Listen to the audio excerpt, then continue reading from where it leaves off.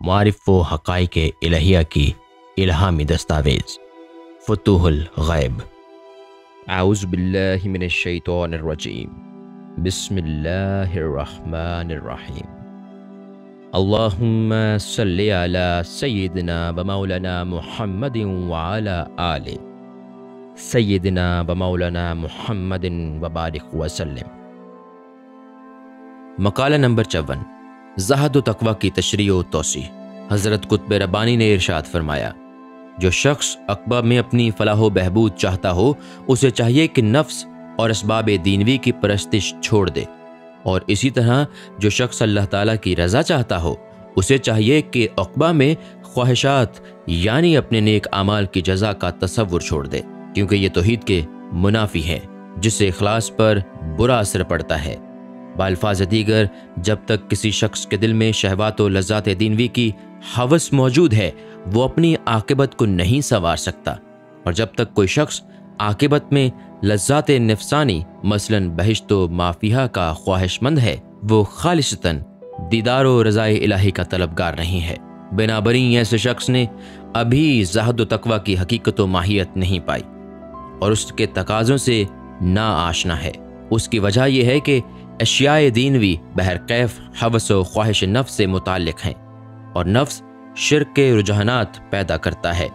پس مومن کو چاہیے کہ وہ اپنی رغبت و محویت اور انس و محبت کو فقط رضائے خداوندی کے لیے وقف کرے، اور نفس کی ایسی ترغیبات سے احتراز کرے جو انسان کو غفلت اور شرک کی طرف لے جانے والی ہیں۔ اس طرح نفس کی تمام ترغیبات کا مقاطعہ اور لذات سلفی سے کنارہ کشی کرے، پھر ہی ایک شخص کا زہد و تقوی مکمل طور پر پختہ و معتبر ہو سکتا ہے، اور وہ درگاہ خداوندی میں عزت و قبولیت کا رتبہ پا سکتا ہے۔ جب ایک شخص زہد میں پختہ ہو جائے گا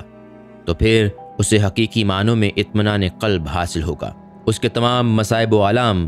رفع ہو جائیں گے، اور اللہ کی بے پایاں نعمتیں اس پر کشادہ کر دی جائیں گی۔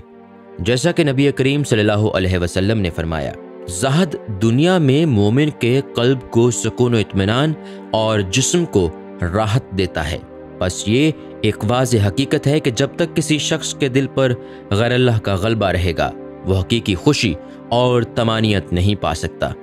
اسی طرح نفس انسانی کے کثیف حجاب بھی اس وقت تک نہیں اتر سکتے جب تک کہ وہ مکمل طور پر قطع خلائق دینوی نہ کرے۔ پس مومن کو چاہیے کہ زہد فی الدنیا کی تکمیل کے بعد زہد فی الآخرت اختیار کرے، اور اس کی تفصیل یہ ہے کہ اپنے زہد و تقوی اور ذکر و عبادت کے عوض عقبہ میں